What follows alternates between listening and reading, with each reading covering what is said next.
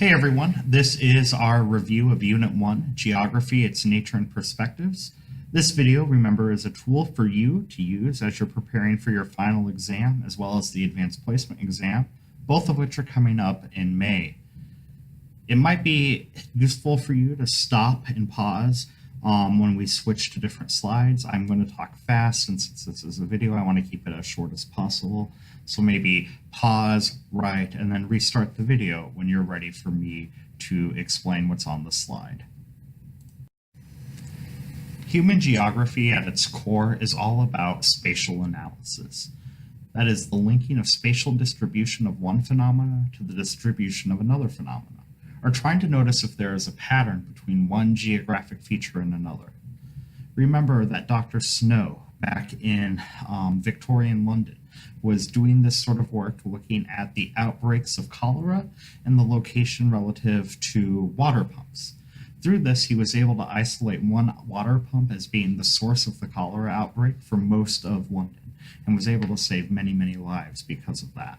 Spatial analysis is truly what we are always doing. What is the relationship between one geographic feature and another? What is the relationship between the type of agriculture being practiced and the soil quality, or the religion that you find in a particular area and the political system there? All these sorts of relationships is what spatial analysis is all about. There are different ways that different places can interact with each other. We call this spatial interaction. There are three major ways to talk about the interaction between two places. First, and probably most obviously, is distance. Distance is the actual space between the two distances. The further two places are apart, the less likely they are to interact with each other, and vice versa. The closer they are together, the more interaction they'll have. Accessibility refers to how easy it is to get to one place from another. Two places might be very far apart, but connected by a high-speed rail, while two places that are very close together might not have any roads connecting them at all. In that case, the far apart places have a higher degree of accessibility and a higher degree of spatial interaction. And finally, there's connectivity. That is the transportation systems and the communication systems between these two places. It's also important to remember, and we'll talk about this more in our review of Chapter 2, that larger places with a bigger population, are going to interact with more with each other as well.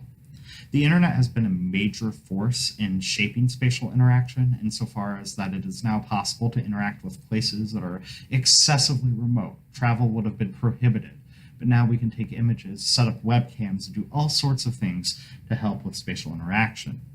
Additionally, globalization has been a major topic of conversation throughout this entire year. I want you to think about how globalization, especially globalization through advances in technology, has changed spatial interaction.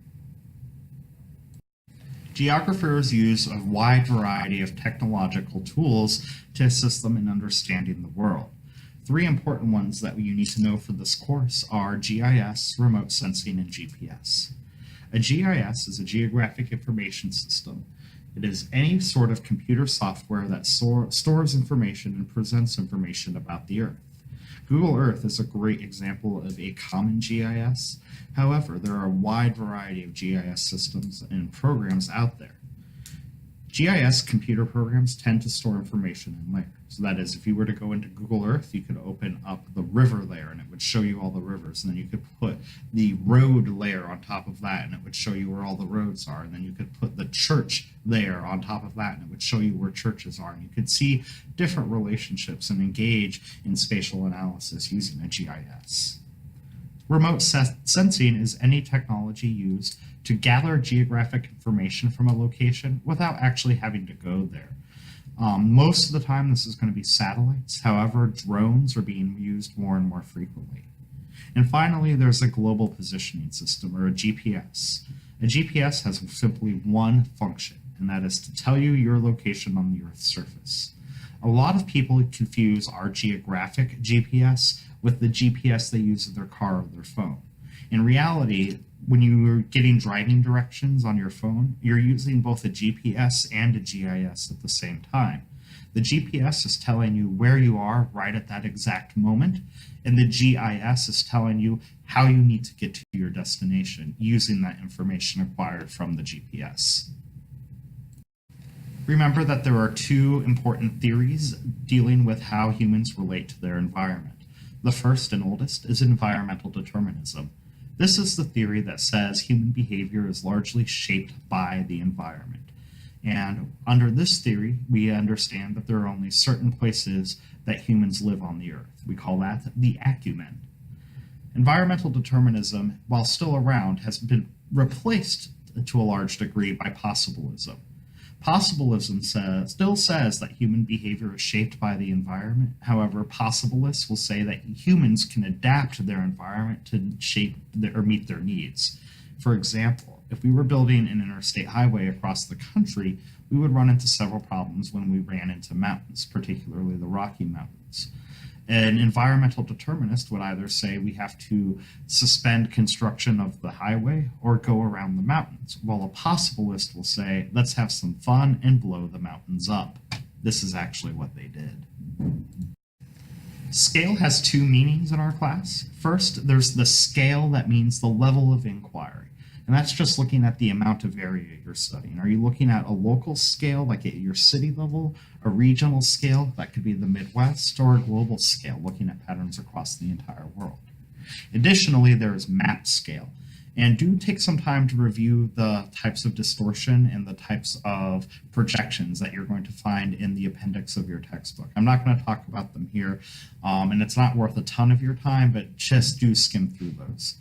Map scale is the relationship between a feature on the map to the feature on the Earth's surface. For example, on the Earth's surface, my house is 1,000 square feet. If I wanted to transfer that to a map, I would have to make it smaller.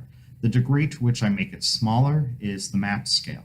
There are three ways to represent map scale. One is RF, or representative fraction.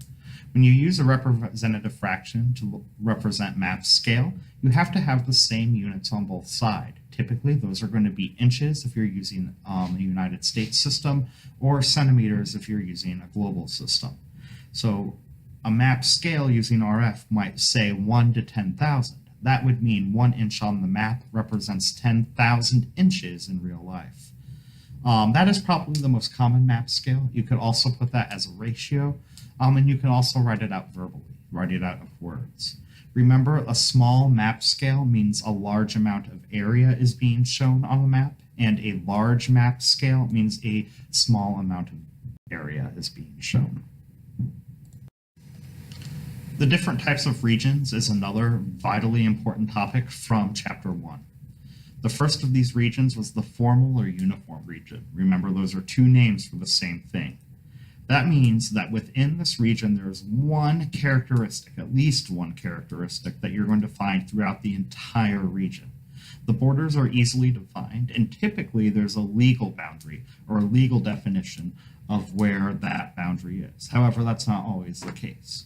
Sometimes you're going to have a physical or cultural characteristic that might determine the boundary. For the example on here, we have what different people call soft drinks based on where they're living.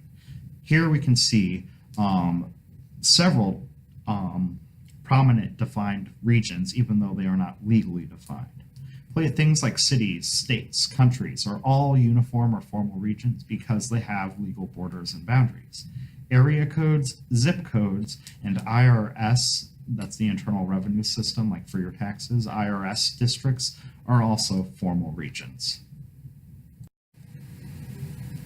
Functional or nodal regions are about the connections of different activities, or the basis of the strength of a particular node and how far it can spread. I think like radio stations like Z102.9 are some of the best examples of functional regions. The node at the center is the broadcast tower, and the distance you can get away from the broadcast tower and still pick up Z102.9 is going to be the functional region. However, metropolitan statistical areas are also good examples of functional region because that is about the connection of activities between a central city, a central business district, and its outlying areas. The final type of region is a vernacular or perceptual region. These are regions that don't really exist, but rather are based on our mental maps or our ideas of how the world works. You probably spent some time with Mr. Metzger early in the year talking about what the South is and looked at the different possible definitions of what could define what the South is. Remember, perceptual regions make up our ideas of the world, but they don't exist in any formal way. Chapter 1 does touch on some of the culture bits that we've been talking about towards the end of the year. So just a quick review on some things. A culture hearth, that is where a particular cultural trait comes from. The rest of our time here will be spent on going from that trait to a larger system or region. A culture trait is one specific piece of cultural information. Watching a particular movie, wearing a particular piece of clothing is a culture trait. Here in this example, we're using wearing jeans as a fashion statement, or jeans in general as a culture trait.